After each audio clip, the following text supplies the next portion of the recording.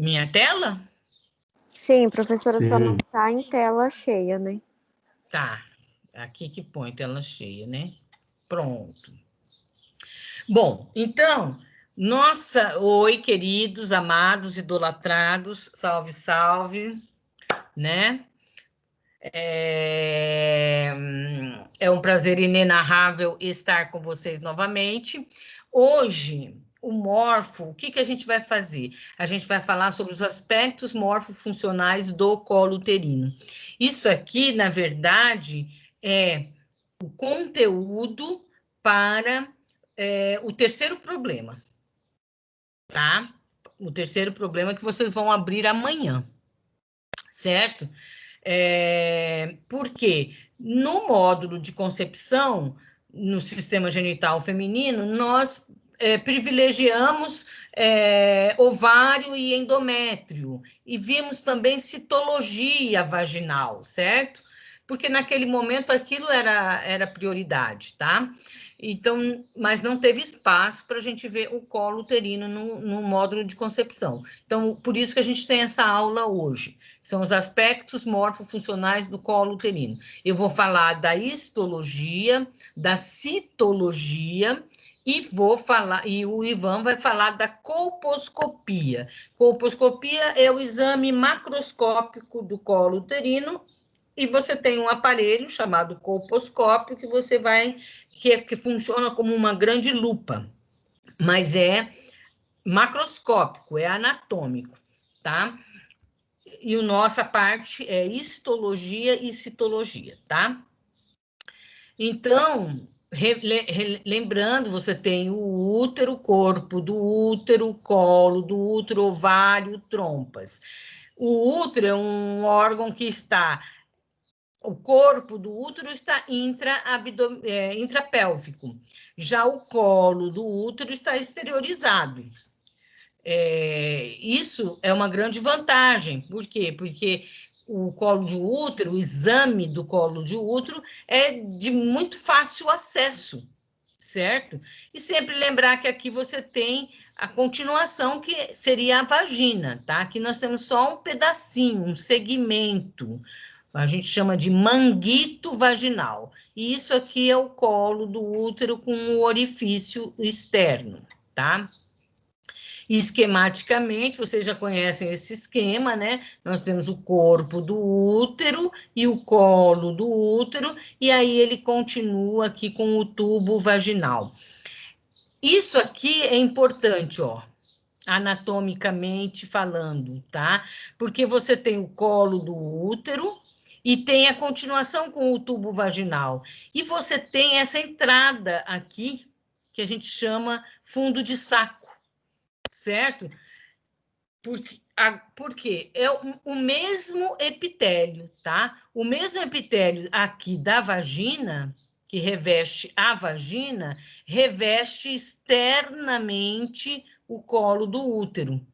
Aí, internamente, nós temos o canal endocervical, e aqui já vai ser outro epitélio, tá? Esse fundo de saco é muito importante ser examinado, porque muitas vezes a lesão se esconde aqui nesse fundo de saco.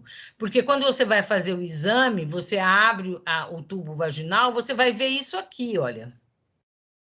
Você não vai ver lá dentro do fundo de saco. Então, muitas vezes as lesões estão escondidinhas aqui no fundo de saco, tá? Quando você vai fazer o exame especular da paciente, ou seja, paciente em posição ginecológica, você coloca o espéculo, abre o espéculo, você vai ver isso aqui. Você vai ver o colo uterino. E essa parte externa do colo uterino que a gente vê, a gente chama de ectocervice, tá? E lá dentro do canal, a gente chama de endocervice, tá? Ectocervice é a parte externa, endocervice é a parte interna, de dentro do canal, tá? Então, aqui o esquema, olha, você vê aqui, você tem vagina, ectocervice, ou seja, a parte externa do colo do útero, e endocervice. A endocervice começa aqui no orifício, tá? Do orifício para dentro, endocervice. Do orifício para fora, ectocervice. Então, nós temos o epitélio ectocervical, que é semelhante ao epitélio da vagina, tem a continuidade, e temos o epitélio endocervical, tá? Já dizendo, o epitélio ectocervical, ele é um epitélio estratificado, pavimentoso, não queratinizado, semelhante ao da vagina, certo? E aqui nós temos um epitélio simples, colunar, glandular. Esse epitélio aqui endocervical, ele é chamado de árvore da vida, porque é ele que produz o muco, e o muco que vai ajudar a conduzir o espermatozoide no seu caminho em direção ao ovócito, certo? Então, ele chama árvore da vida. Ele produz muco, é um epitélio glandular. Aqui é um epitélio de revestimento estratificado, pavimentoso. Estratificado porque tem múltiplas camadas. Pavimentoso porque a última camada é de células pavimentosas. Não queratinizado, para diferenciar da pele, né? A epiderme já é um epitélio estratificado, pavimentoso, queratinizado. Então, esse epitélio aqui é um epitélio extremamente resistente, protetor mesmo, certo? Porque ele é semelhante à pele, só não tem queratina, não tem ceratina. Então, ele é bem protetor.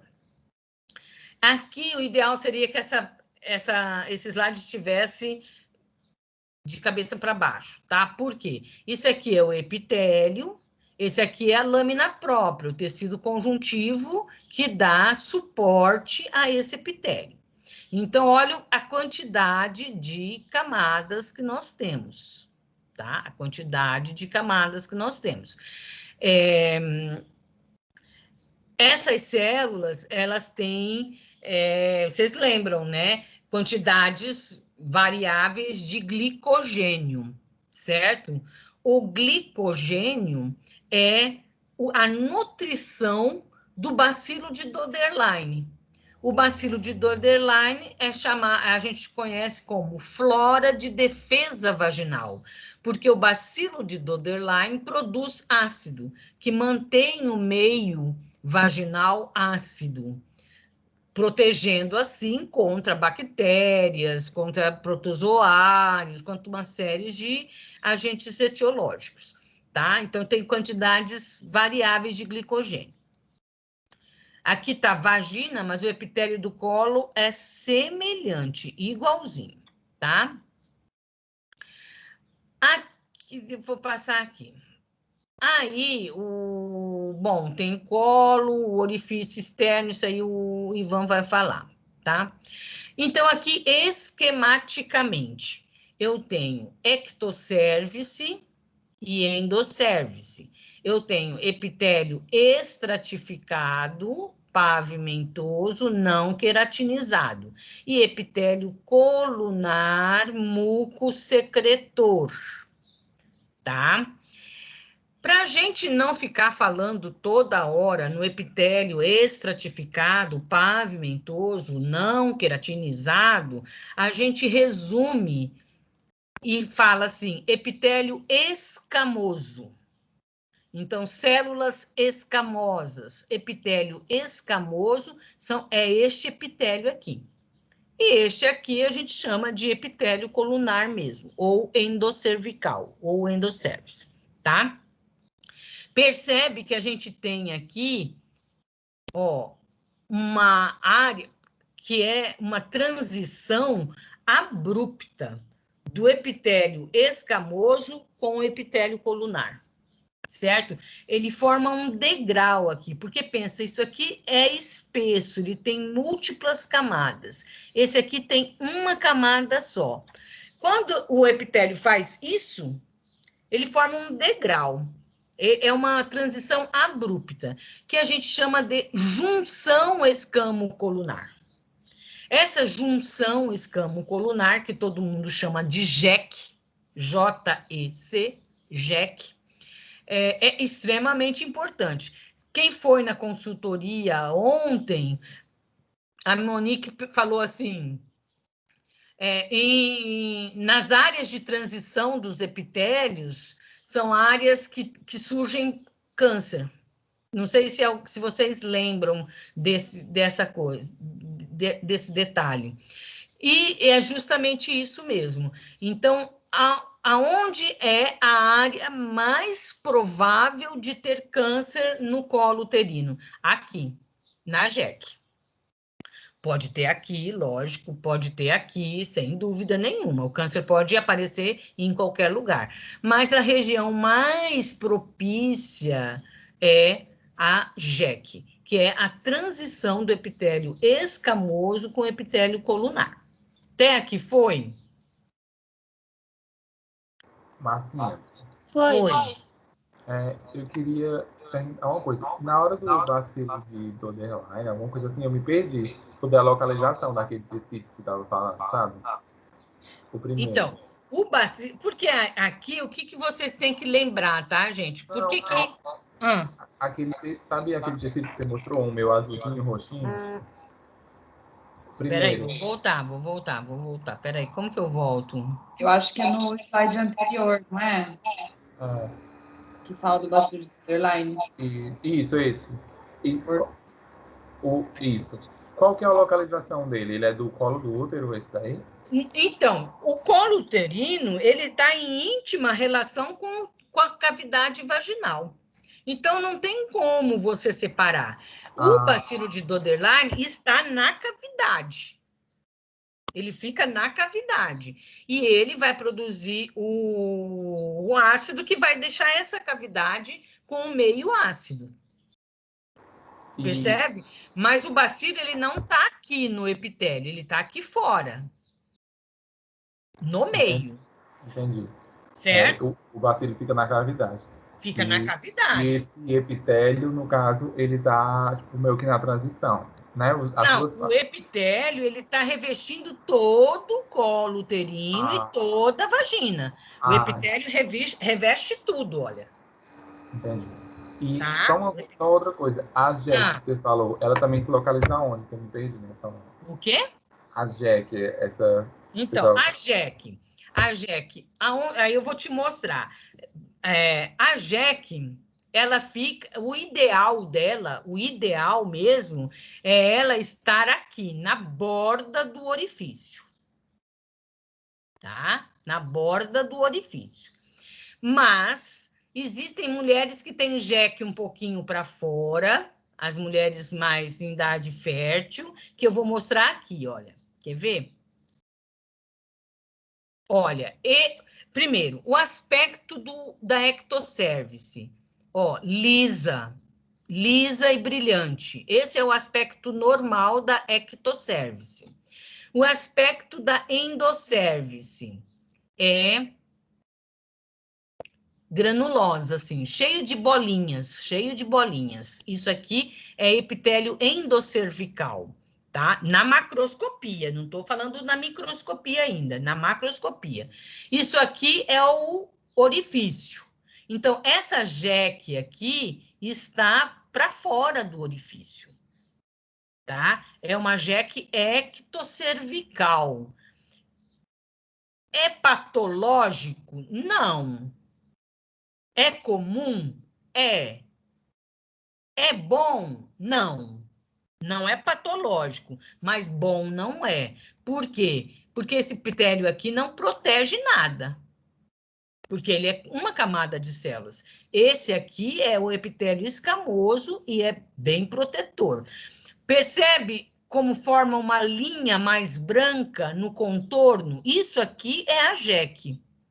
Isso aqui, ó, parece que forma um degrau, olha, vem aqui, pum, cai aqui, olha. Isso aqui é a JEC. Tá? Quem que perguntou? Foi Lucas? Agora sou eu, Maria Cecília. Oi. Nessa imagem, você está mostrando como se tivesse o ósseo ali mais aberto. Não, o orifício ele está em fenda aqui. É um orifício. Essa fendinha, certo? Essa fendinha. A jeque deveria estar aqui, porque toda a parte externa do colo uterino deveria ser revestida por ectocervice, olha. Até porque a produção de... Isso, aí, essa foto. Naquela outra foto é como se a gente estivesse vendo essa parte que está mais escura, onde é a jeque. Tipo, você tem essa divisão, é a jeque. Aqui, ó, isso aqui é o orifício. Certo. Tá? Isso aqui, ó. Isso aqui é o orifício. A jeque, que deveria estar aqui, olha, está aqui. Então, o que acontece? Quando a jeque está ectocervical, você tem uma exposição do tecido, uma exposição, uma área do colo uterino não está protegida, porque está revestida por um epitélio colunar simples. E o fato de ele ser um epitélio colunar simples é justamente já por ele estar numa parte interna que não necessita, no caso de tanta, por exemplo, da produção de muco e não vai ter tanta... Na verdade, é proteção de atrito. Atrito, no caso, Você tem uma relação sexual aqui, olha. Imagina se esse epitélio aqui fosse colunar simples, uma relação sexual, um pênis entrando aqui, olha, penetrando aqui. Ia lacerar, certo? Então, essa mulher que tem uma jeque exteriorizada, isso o Ivan vai falar melhor, tá? É a parte dele. Ela está um pouco desprotegida, certo? O ideal é que seja tudo revestido. Isso aqui é o aspecto do epitélio escamoso, isso aqui é o aspecto do epitélio endocervical, só que ele está para fora. Certo? Certo, entendi. Obrigada. Até aqui foi? Tá. Quando a mulher entra na menopausa, aí acontece o contrário. O útero, o colo do útero, eles vão atrofiando, eles vão diminuindo de tamanho e a jeque vai ficando lá para dentro do canal. Certo? Então, normalmente, numa mulher menopausada, olha, você não enxerga a jeque na borda do colo.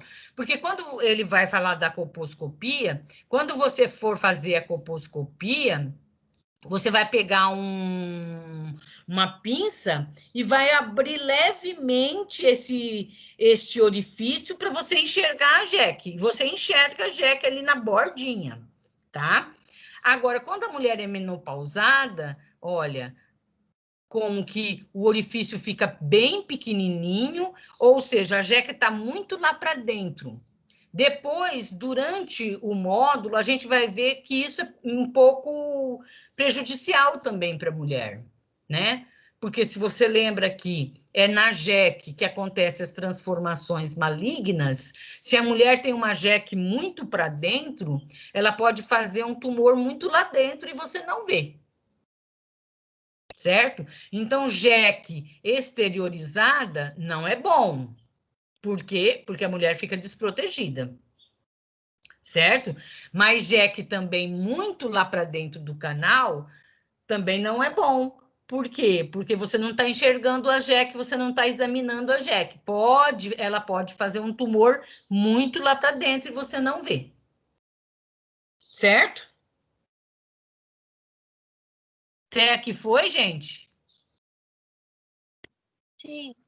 Eu vou pular um pouco essa parte. Essa aula, antes, eu não tinha ginecologista, eu que fazia a colposcopia, por isso que tem muita coisa. Vamos partir para a microscopia.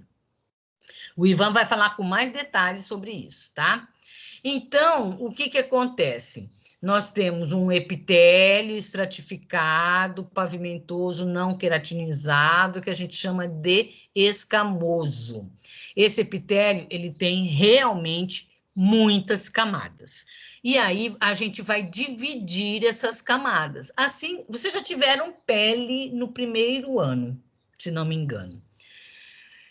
E aqui também a gente divide em célula, em camada basal, camada parabasal, camada intermediária e camada superficial.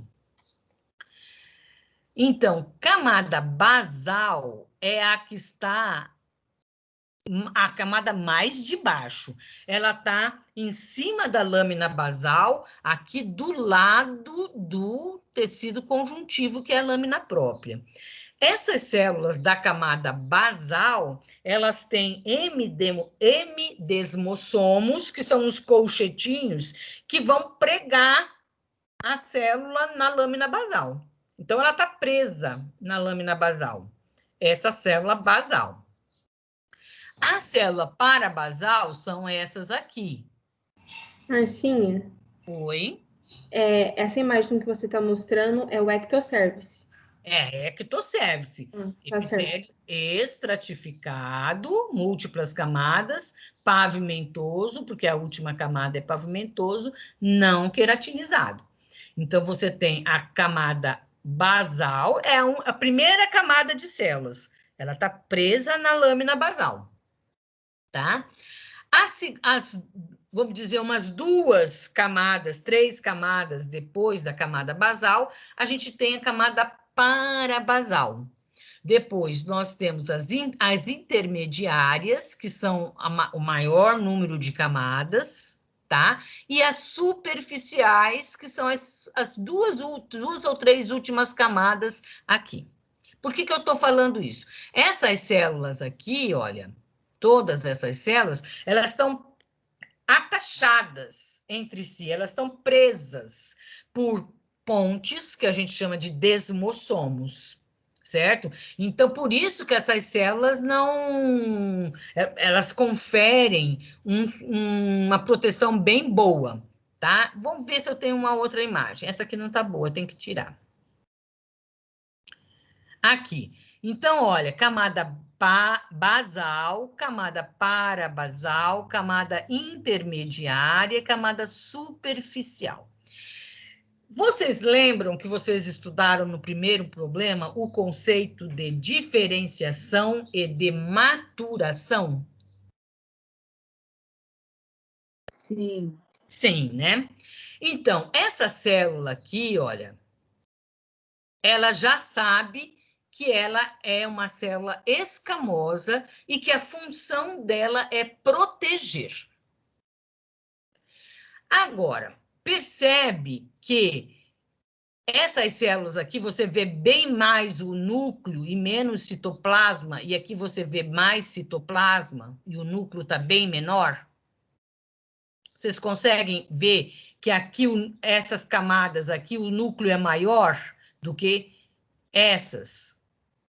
Então, o que acontece? Essas células aqui, da camada basal, elas já se diferenciaram, elas sabem que a função dela é proteção, mas elas ainda não têm um citoplasma organizado para fazer a proteção. Então, o que vai acontecer? Vai amadurecer. Essa célula parabasal vai maturar, vai amadurecer em célula intermediária. Essa célula intermediária, o que para nós aqui é uma célula parabasal amadurecer para a intermediária, aumentar o citoplasma dela. Ela aumenta muito o citoplasma, o núcleo diminui muito, vai diminuindo o núcleo, vai aumentando o citoplasma.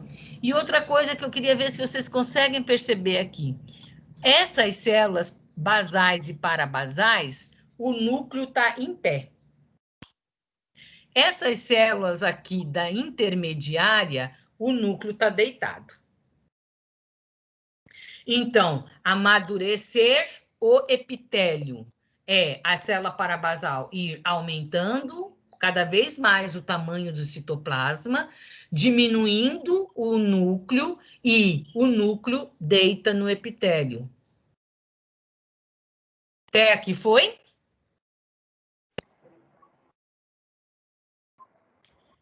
Foi. Vocês estão me escutando, né? Vocês lembram que eu falei, a maturação celular é um processo citoplasmático. Eu organizo o citoplasma para eu exercer a função que eu escolhi na diferenciação celular. Certo? Então, a célula intermediária é a célula realmente protetora, tá? Ela está protegendo, ela tem muitos desmossomos, tá? Ela tem bastante glicogênio, ela acumula glicogênio no citoplasma dela. Aí, lá, quando chega aqui, olha, o que acontece com essas células superficiais? Elas já estão morrendo, certo?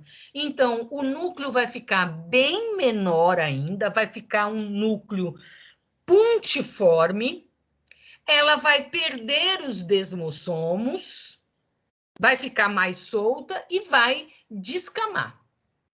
Então, esse epitélio, ele descama normalmente. Então, tem uma proliferação grande aqui. A célula basal é responsável pela proliferação da célula. A intermediária, ela é responsável pela proteção realmente desse epitélio. E a célula superficial é aquela que já está descamando. Certo? Então, o núcleo vai diminuindo, daqui para cá, o núcleo vai diminuindo, o citoplasma vai aumentando muito, aqui tem muitos desmossomos, aqui já não tem desmossomos e a célula descama. Então, descama aqui, faz outra camada aqui, descama aqui, faz outra camada aqui. Então, esse epitélio, ele tem um movimento, certo? Essa célula parabasal agora está aqui, dali a 5 dias, essa célula parabasal já é uma intermediária e está aqui. Daqui a 10 dias, essa intermediária já está aqui em cima. Já está sendo superficial e já vai descamar. A basal está fazendo outra camada. Percebe? Descama uma aqui, a basal faz outra camada. Descama aqui, a basal faz outra camada. Então, essa célula caminha no epitélio. Tá? Ela está aqui, daqui a 5 dias ela está aqui, daqui a 5 dias ela está aqui, daqui a 20 dias ela está descamando. Esse epitélio não descama como o endométrio, que descama tudo de uma vez, no 28º dia na menstruação. Não, ele descama normalmente. Todo dia você descama um pouquinho de células. Todo dia você refaz esse epitélio. É um epitélio altamente renovável. Até aqui foi? Então, olha como você percebe... Oi, fala, amada. A camada basal, você disse que ela já é diferenciada, mas ela faz proliferação? A gente fala, aqui, na verdade, não é a camada para... Você, aqui, no meio da parabasal, da basal, você tem as células indiferenciadas teciduais. Elas que vão fazer a camada basal. O que eu me expressei mal. É na camada basal, mas não é exatamente a célula basal, são as células indiferenciadas teciduais, que estão aqui no meio, tá? Agora, é importante que você saiba que a camada basal, ela não descama. Se você passar uma espátula aqui, olha, você vai captar essas células aqui, olha. A camada basal não descama. Só em caso de câncer. Tá, aí no câncer a gente vai ver, mais ou menos, no caso de câncer. Monique tá sempre, sempre, como que fala, Monique, você tá sempre à frente do seu tempo, né? É que eu gosto muito desse conteúdo. Eu penso em fazer genética, então me interessa bastante. Isso é legal, eu gosto. Realmente no câncer, aí é diferente. né? Essa camada, aí na verdade, o que vai acontecer no câncer? Já dando um spoiler do próximo problema. Essa camada, se essa célula aqui se transformar em maligna, ela não amadurece. Ela sobe como parabasal até aqui em cima e descama como parabasal. Entendi. Certo? Isso que vai acontecer. O câncer, ele vai transformar a célula de um tal jeito que a célula não amadurece mais. Então, amadurecimento do epitélio é um bom sinal. Se as células estão maduras, é um bom sinal. Certo? Entendi. Agora, com exceção do epitélio atrófico normal da mulher menopausada. Na mulher menopausada, o epitélio vem até aqui, assim, mais ou menos, olha. Aí sim, só vai ter parabasal, não vai ter intermediária e superficial. Então, nas mulheres menopausadas, nas pré-púberes, tá?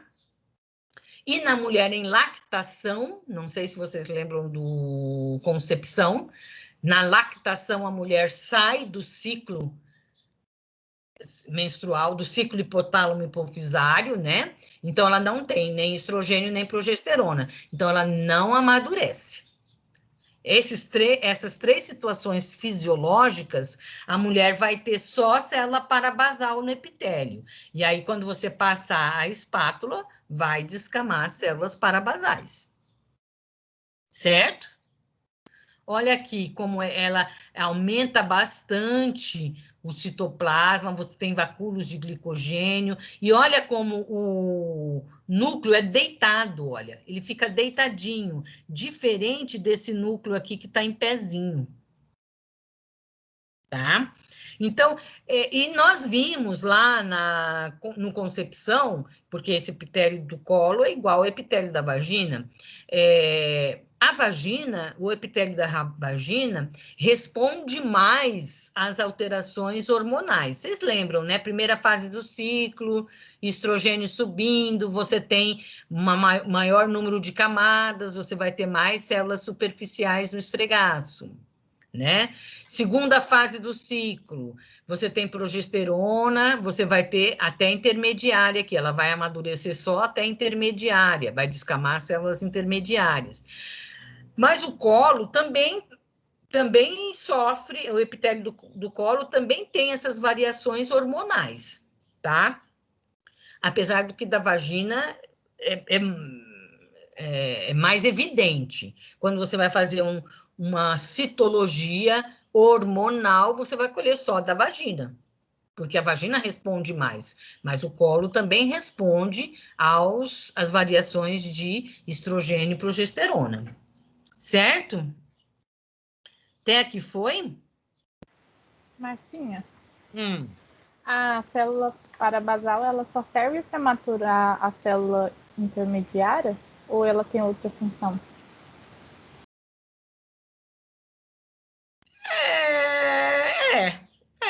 A célula parabasal vai ser uma intermediária. Percebe? Sim. Na verdade, essa célula parabasal, daqui a uns dias, ela vai ser uma intermediária. A célula, esse movimento dessa maturação, que você precisa ter muito bem claro na sua cabeça. Certo? Esse movimento aqui. Essa célula parabasal, daqui a uns dias, ela vai subir aqui, vai ser intermediária, ela vai amadurecer. Toda célula parabasal vai amadurecer em célula intermediária e toda célula intermediária vai amadurecer em superficial. Percebe? Sim. Ficou claro? Ficou, obrigada. Então, a função da célula parabasal é também proteção, só que ela não tem tantas condições de proteger. Por quê? Porque o citoplasma dela é muito pequeno, muito pequeno o citoplasma, o núcleo ainda é muito grande. O que vai conferir a proteção? É o citoplasma, as proteínas estruturais do citoplasma que vão conferir essa proteção, certo? Por isso que tem que amadurecer. Então, a mulher menopausada, ela não é tão protegida. Certo? Primeiro, porque o epitélio é baixo, vamos dizer assim, tem poucas camadas, as células parabasais têm pouco citoplasma e ela não acumula glicogênio. Então, a mulher menopausada, vamos dizer assim, o que o sistema pensa? Que depois da menopausa, ela não vai ter mais relação sexual. Porque para o sistema, a relação sexual é só para procriação, é só para perpetuação da espécie. Então, se a mulher não vai mais procriar, ela não vai mais ter relação sexual, entre aspas, então não precisa de um epitélio tão espesso, tão protetor assim. É isso que o sistema pensa, certo? Não é isso que acontece, né? Então, a mulher menopausada tem que tomar muito cuidado, porque ela não tem proteção contra infecções de bactérias, né? Até aqui foi? Esse aqui é o epitélio endocervical, né? Você vê que vem aqui, aí ele desce, forma uma glândula, continua, aqui ele desce, forma outra glândula, tá? Então, essa glândula daqui, por exemplo, você pegou, parece que ela está isolada aqui, mas na verdade é porque a incidência de corte não deixou você ver, mas ela vai indo, ela tem continuidade lá com a luz, tá? Com a cavidade. Esse epitélio é um epitélio simples, mucosecretor, então a célula ela é bem clarinha, o citoplasma da célula é quase que vazio, parece vazio, né? Porque o muco se dissolve no álcool, no xilol. Então, você vai ver o espaço que o muco ocupava, tá? Então, ela aqui, né, glandular, ele pode ter alguns cílios, algumas células podem ser ciliadas para ajudar na movimentação do muco, tá? Mas ele tem esse aspecto bem clarinho, tá? Aqui é a lâmina própria, o tecido conjuntivo que sustenta, que dá suporte para esse epitélio.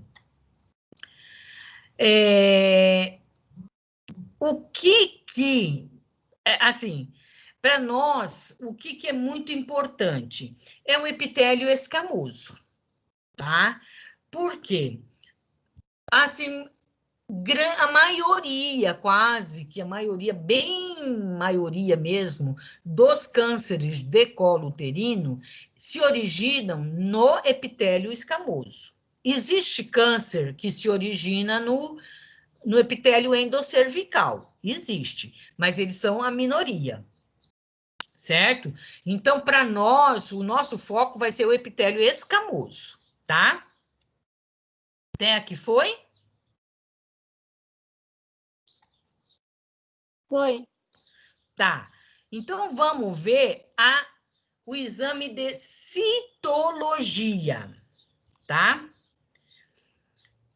Eu devia ter achado outro. É ruim nesse PDF, né? Para ver, não é? Deixa eu ver se eu acho ele sem ser PDF. Dá para ver. Dá para ver bem? Dá. Dá? Uhum. Só passa devagar, mas dá para ver sim. Tá. Então, este aparelho aqui é o aparelho que o Ivan vai falar melhor para vocês, que é o colposcópio, tá? Então, ele tem uma ocular aqui, e aqui ele tem as lentes, ele é uma super lente de aumento, tá? Aqui com coisa. Você vai colocar, esse aqui é o espéculo, e o espéculo, você percebe que antigamente a gente usava de metal, né? E esterilizava. Agora não, né? Nem pensar. Agora é só de acrílico, porque ele é descartável. Percebe que ele é transparente, tá? Ele tem essa rosquinha aqui. Porque você vai pôr a mulher em posição ginecológica, vai colocar o espéculo, vai mexendo com a rosquinha aqui, esse espéculo vai abrindo, e vai abrindo a vagina, tá? E aí você vai ver o colo uterino, certo? Você vai ver o colo uterino, o orifício, vai ver as paredes vaginais, parede lateral e parede anterior e parede posterior, certo? Na nossa oficina de laudos de citologia, a gente vai ver com mais calma toda a técnica para colher o material, tá? Mas você vê o colo uterino aqui, aí você vai pegar uma espátula, tá? Vai passar, vai raspar, entre aspas, a mucosa do colo uterino e da vagina. E vai passar aqui na lâmina, e aí eu vou corar essa lâmina e vou ver a lâmina, certo? Aí na lâmina eu vou ver o quê? As células, eu não vou ver o tecido. Eu vou ver as células que já iam descamar mesmo, eu só dei uma ajudazinha na descamação, certo? Então, esse epitélio, por isso que tem que ter sempre em mente que esse epitélio, ele descama constantemente, certo? Então, quando eu passar de leve a espátula pela mucosa, eu vou colher aquelas primeiras camadas de células, que já iam descamar mesmo. Eu só vou ajudar. Então, na lâmina, o que eu vejo? Eu vejo células superficiais, células intermediárias. Posso ver na mulher adulta, fértil, posso ver uma ou outra parabasal. Se for menopausada, eu vou ver mais células parabasais. Então, olha aqui, célula parabasal, quando ela descama, tá? Por exemplo, num epitélio atrófico, seja porque é pré-púbere, seja porque é menopausada, seja porque esteja na lactação, a mulher tem um epitélio atrófico, poucas camadas, e a célula parabasal não amadurece. Quando você passar a espátula, você vai colher células parabasais. A célula parabasal, ela descama sempre em grupamentos. Ela está sempre agrupadas, tá? E tem um núcleo maior e tem pouco citoplasma. Então, eu reconheço uma célula parabasal no esfregaço por causa disso, porque ela descama em grupamentos e ela tem um núcleo grande e um citoplasma pequeno, certo? A célula intermediária, ela já tem um citoplasma bem maior, tá? Então, o núcleo também diminuiu em relação a esse. E o corpo. As células intermediárias, elas descamam isoladamente, mas em grupamentos, mas como que eu digo assim? Elas não estão agrupadas, elas estão juntas. Ó, isso aqui elas estão juntas, tá? A célula superficial tem muito mais citoplasma, um núcleo bem pontiforme e ela descama sempre isoladamente.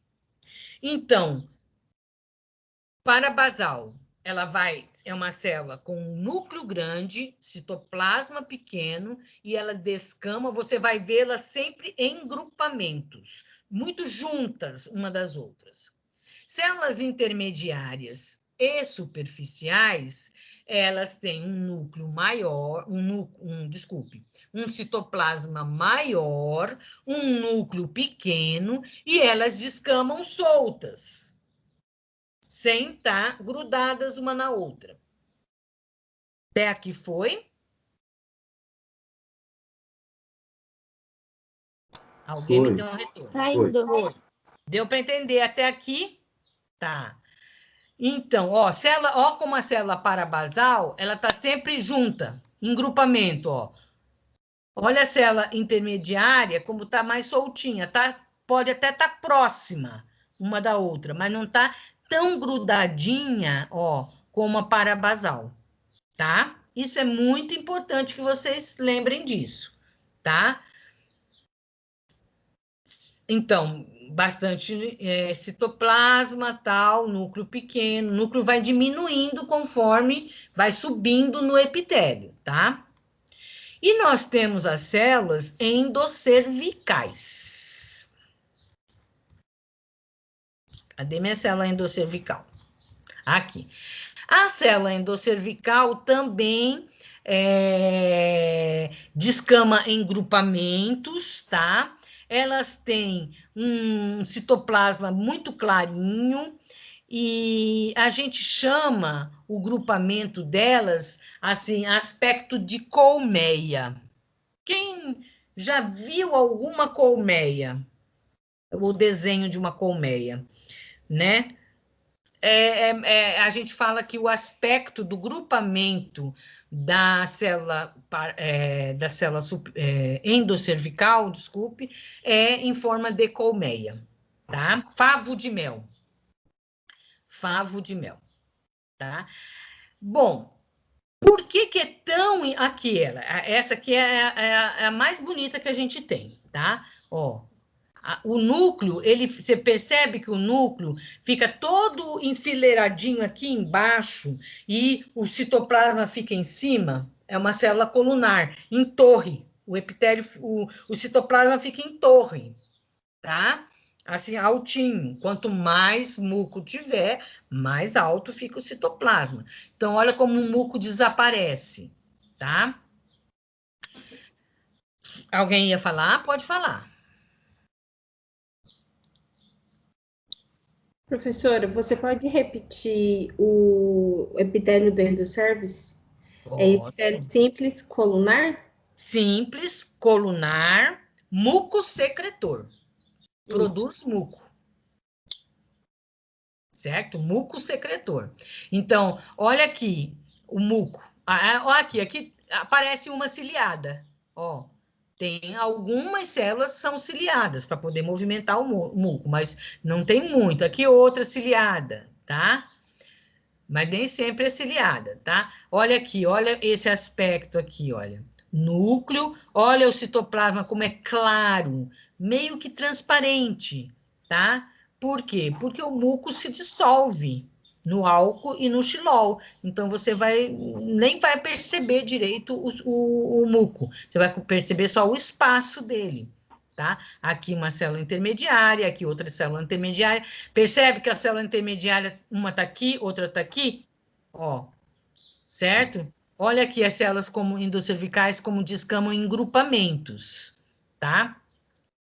As células endocervicais, elas também descamam, mas elas não têm tanta facilidade de descamar como as células escamosas. As células escamosas, elas têm mais facilidade de descamar, tá? Então, lá na coleta, quando a gente for ver a coleta do exame, a gente vai perceber que muitas vezes a gente precisa usar uma escovinha e ir lá no canal com uma escovinha para células endocervicais realmente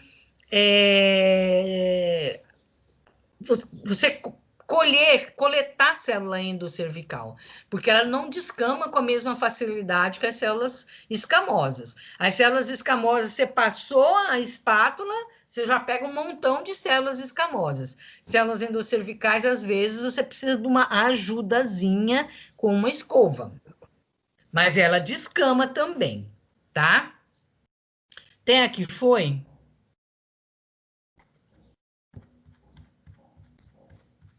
Foi, pode ir tranquila. Pode ir tranquila, né? Marcinha. Fala. Marcinha, tem como diferenciar a célula superficial das intermediárias? Tem. Porque Você as não lembra? Você duas têm citoplasma. Oi? Porque você falou assim, né? Que as duas têm citoplasma grande e núcleo pequeno. E que elas descamam sozinhas. Mas olha, a superficial, o núcleo chega a ser um pontozinho, ó. Bem menor. Pontinho. A célula intermediária, ela já tem um núcleo mais... Você vê que é um núcleo mais... Às vezes ele aparece redondo, tá? Mas às vezes ele aparece meio onduladinho, vai depender do jeito que você pegou a célula, tá? Mas se você comparar, vamos ver uma aqui, ó. Ó, esse núcleo aqui é de célula superficial, tá? Esse núcleo aqui é de célula intermediária, tá? Ó, e percebe que o citoplasma é aberto assim, né? Agora, lá na concepção, a gente viu que essa célula intermediária da segunda fase, ela pode dobrar esse citoplasma. E aí, às vezes, pode, para a pessoa que não está muito bem treinada, pode complicar. Aqui, ó, ela dobradinha, tá? Um pouco dobrada. Mas, em geral, você vai ver pelo núcleo, tá? Não vejam pela cor do citoplasma, tá? Porque lá no concepção, a gente viu que a célula superficial tem célula superficial cor-de-rosinha e tem célula superficial azulzinha, ou seja, cianófila e acidófila. As intermediárias são sempre acidófilas, são sempre, desculpe, cianófilas, são sempre azuladas. Mas o que acontece? Não dá para a gente se fiar muito nisso. Lá no último problema, a gente vai ver que quando uma célula está sofrendo, tá? Ou pela ação de uma bactéria, ou por um trauma, quando a célula está sofrendo, ela começa a fazer uma série de modificações bioquímicas. E aí modifica o pH dessa célula que está sofrendo. E aí, se modifica o pH, modifica a cor do corante. Então, na patologia, não dá para a gente usar esse critério. Célula superficial é cor-de-rosa, célula intermediária é azulada.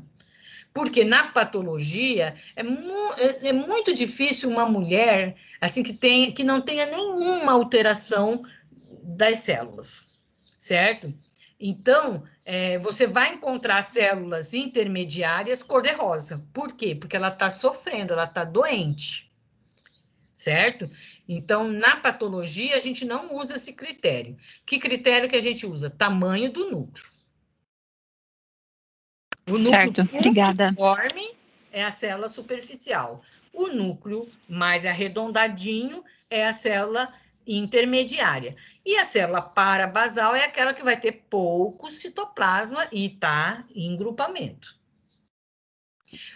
Quando a gente está começando, às vezes a gente pode ter dificuldade na célula de diferenciar, às vezes, a célula parabasal da célula endocervical. Por exemplo, se a célula endocervical estiver doente, tá? Ela estiver sofrendo, ela não vai produzir muco. Por exemplo, essas células aqui, olha, eu não sei por que eu coloquei esse slide. Na verdade, eu tenho que tirar esse slide daqui. Essa célula endocervical aqui, ela está sofrendo. Então, ela não está produzindo muco. A célula, quando ela está sofrendo, ela para de trabalhar, certo? Então, quando ela não produz muco, ela fica com um citoplasma muito pequeno. Como ela descama em grupamento, se ela está doente com pouco citoplasma, a gente pode ter uma certa confusão com a célula parabasal, tá? Mas isso não é muito para vocês, isso é mais no dia a dia da gente ver as lâminas, tá? Pro. Fala. É um jack -2, -2, -1, -1. Então, o Ivan vai falar bem para vocês sobre isso, mas, por exemplo, aqui, eu já vou adiantar um pouco para ele, né? Então, você tem a JEC, olha, o ideal da JEC, né, é no orifício, mas a JEC pode estar um pouco para fora, certo? Ou ela pode estar um pouco para dentro, na mulher menopausada. Quando a JEC está ectocervical, isso aqui é uma JEC normal, olha, tá aqui. A parte de fora está totalmente lisa, tá? Lisa, rósea, que é o aspecto da ectocervice. Agora, aqui, por exemplo, cadê aquela uma que eu mostrei? Aqui. Aqui, olha, a jeque está um pouquinho para fora. Quando a jeque está ectocervical, eles usam um número negativo. -1, -2, -3.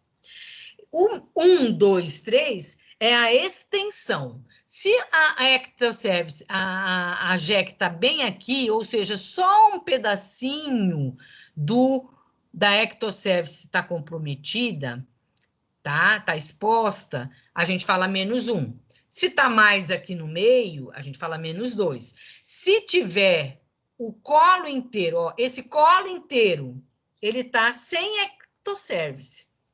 O orifício está aqui, percebe que não tem nenhuma areazinha lisa e rósea, tudo está bem de aspecto granulosinho, olha.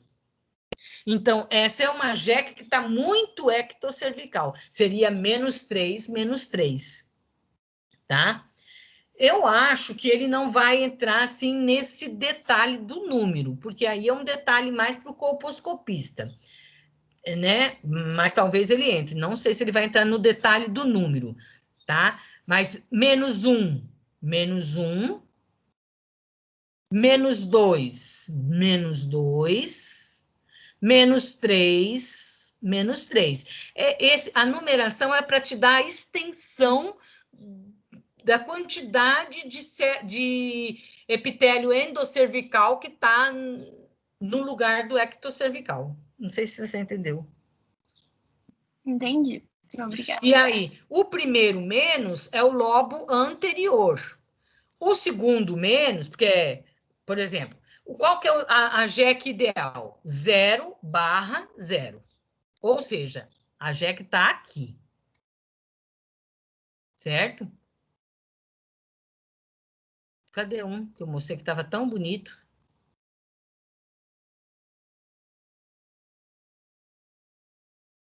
Ah, tinha um bem bonito. Cadê? Ah, sumiu meu colo.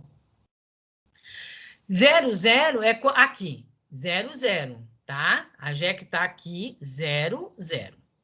Aí, 0/0. Hoje em dia, a gente até usa assim, epitélio original, você também pode usar. Agora, se a jeque estiver aqui, olha, ela pode estar aqui, no lobo anterior, ela pode ser ectocervical, e aqui ela pode estar no 0. Então, aí você vai ser -1/0. Ou ela pode estar aqui e aqui. -1/-1. -2. Se ela tiver uma jeque aqui, assim, olha, e aqui tiver bem na bordinha, vai ser -2/0. Percebe? Aham. Tá? Então, o primeiro número é o lobo, a parte anterior, que no caso aqui para nós é a parte de cima, né? E o segundo número da barra é a parte inferior aqui, né? E aí você vai dando a extensão dessa jeque. Então, essa mulher aqui, olha, não tem proteção nenhuma. Certo? Ela vai ser uma mulher que vai ter muita secreção mucosa, ela vai pensar que ela está com corrimento até, porque vai ter muco abundante, né? E qualquer relação sexual, ela vai sangrar. Né? Aí, aqui, por exemplo, cadê uma que eu tinha mostrado? Aqui essa jeque está aqui, né? Aqui não dá para ver qual o número, mas aqui seria -1, tá? Ela está ectocervical, você vê a jeque aqui bonitinha, tá? Mas o que está acontecendo? Esse epitélio escamoso, ele está tentando passar por cima do epitélio endocervical. é o que a gente vai chamar, que o Ivan vai chamar de zona de transformação, porque não pode ficar assim. Então, o próprio colo, o epitélio vai querendo... Você vê que aqui ele já está mais passando por cima, aqui já está menos, tá? Então, o epitélio escamoso, a tendência é ele invadir e ir passando por cima do colo do epitélio endocervical para ficar tudo lisinho, tá? Ele vai falar melhor sobre isso. Agora, então eu falei para vocês que o meu foco era as células escamosas, porque o maior número de câncer se originam nas células escamosas. Vocês viram lá o pontapé inicial, a oncogênese e tal, papapá. Então, vocês viram que todo câncer, ele começa numa célula normal nossa. Uma célula normal sofre as várias mutações e transforma-se, né? Então, o câncer é sempre, né, uma transformação de uma célula normal nossa. E a maioria dos cânceres de colo, surgem da transformação da célula escamosa. Então, esse é o nosso foco.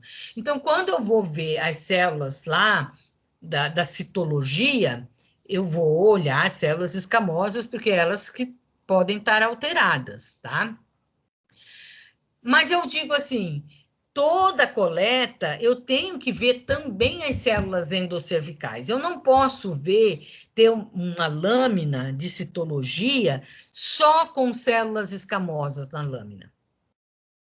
Por que será?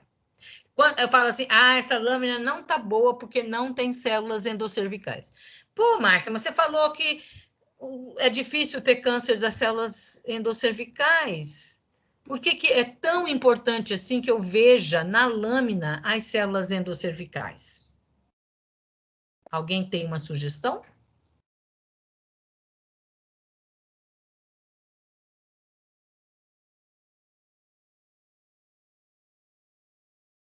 O que vocês acham? Aí eu olho aquela lâmina e falo, essa lâmina não tá boa, não tem células endocervicais. Aí você vai falar para mim, mas, pô, você não falou que o foco são as células escamosas? Para que precisa ter célula endocervical na lâmina? Lógico, pode ter também câncer de células endocervicais, tá? Mas por que é tão importante? Você lembra que eu falei que o local aonde você tem mais risco de transformação maligna é aqui na JEC? É aqui na JEC. Aqui, olha, aqui que é o local preferencial de transformação maligna. Ou aqui é a zona, o local preferencial. Tem câncer aqui, aqui tem. Mas onde que é o local preferencial? Aqui, na JEC. Então, se eu vejo uma lâmina que tem células escamosas e tem células endocervicais, significa que a minha espátula passou aqui na JEC. Por quê? Se tem células de depois da JEC, a minha espátula passou pela JEC. Então, a minha coleta foi muito boa. Se eu só vejo células escamosas na minha lâmina, eu não posso ter certeza que a minha espátula atingiu a JEC. Eu só estou vendo células de antes da JEC. Percebe? Então, a presença das células endocervicais na lâmina dá uma ideia da qualidade da coleta. Sim, ele colheu bem, a espátula dele passou pela JEC. Se tem células de depois da JEC, a espátula passou pela JEC. Certo? Pro, mas aí no caso não poderia ter muitas células da JEC, né? Porque senão a JEC estaria muito para dentro do ectocervix. Não, mas aí na lâmina você não consegue ver aonde que está a JEC. tá? Olha aqui, cadê meu coisinha? Eu vou ver isso aqui. Aí, quem vai me dizer aonde está a JEC é o exame do Ivan, a colposcopia. Ela que vai me dizer se a JEC está ectocervical ou endocervical. Aqui não, aqui eu vou ver as células soltas. O que eu vou concluir? Tem células endocervicais, então a coleta foi boa, porque a espátula passou pela JEC. Se eu só ver células escamosas, eu não tenho certeza se essa espátula passou pela JEC. Eu só estou vendo células de antes da JEC. Mas aqui, pela citologia, não dá para eu dizer se a JEC é ectocervical ou endocervical. Entendi. E beleza? Se eu como que eu posso dizer? Unir os dois exames. Isso. Por exemplo, se for uma mulher que tem o endocervice, o JEC, na verdade, bem internalizado, não está exposto, pode ser que realmente não tenha nenhuma célula do endocervice. Então, se você, na colposcopia, viu que ela está internalizada, é normal que realmente não tenha nenhuma célula. Então, de preferência, a pessoa que colheu deve colocar no exame para o patologista. Entendi. JEC endocervical, né? Não conseguir atingir a JEC. Porque senão o patologista vai dizer que aquela amostra não está boa. Não está boa, porque não... né? Então, em muitos casos, Alana, o que acontece? Você tem a mulher menopausada, né? Ela tem um orifício externo muito pequenininho, a JEC muito internalizada, e aí a coleta acaba sendo sempre aqui, só da ectocervices, tá? E isso a gente lá na oficina... Porque para que serve esse exame da citologia? Esse exame da citologia serve para eu encontrar... Qual que é o objetivo desse exame da citologia? É procurar células alteradas, as células que têm alteração para o lado do câncer, certo? Esse que é o objetivo dele, né? E aí eu faço um diagnóstico precoce, certo? Agora, o que acontece? Lá na oficina de patologia, de citologia, a gente vai ver uma JEC muito internalizada aqui, aí você colhe aqui e tal. Às vezes, como você falou, não vem células da JEC, tá? Aí, às vezes é ruim, porque quem está colhendo, muitas vezes, ele tem que pegar aí uma escovinha e colocar lá dentro do canal para fazer uma coleta boa. A paciente vai reclamar porque sente uma cólicazinha, às vezes sangra um pouquinho.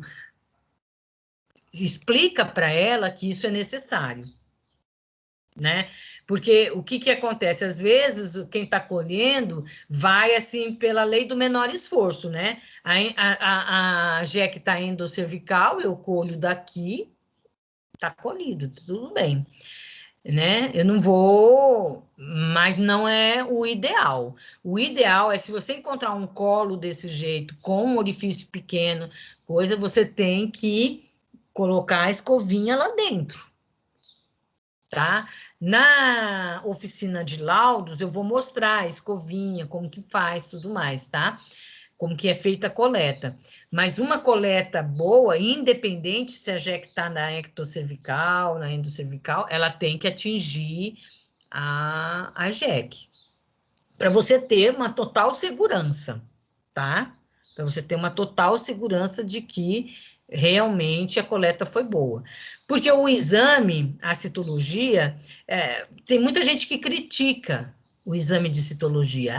Porque não é tão eficaz assim. O exame em si é muito eficaz. Ele consegue pegar lesões muito pequenas, ele faz o diagnóstico muito precoce de câncer, mas a coleta tem que ser boa. O laudo está na dependência de uma coleta boa, certo? Então, eu acho que foi o ano passado, não sei aonde, que a menina leu um artigo que os exames, o exame não era tão bom assim para detecção. Não, é o melhor exame para você detectar lesão precoce de câncer de colo do útero, mas a coleta tem que ser boa, certo? Se você pegar e separar o joio do trigo, vamos dizer assim, pegar os exames que não, a coleta não tão boas e separar, você vai ver que mesmo com a coleta não boa, a gente consegue fazer diagnóstico. Mas o ideal é que a coleta seja bem boa.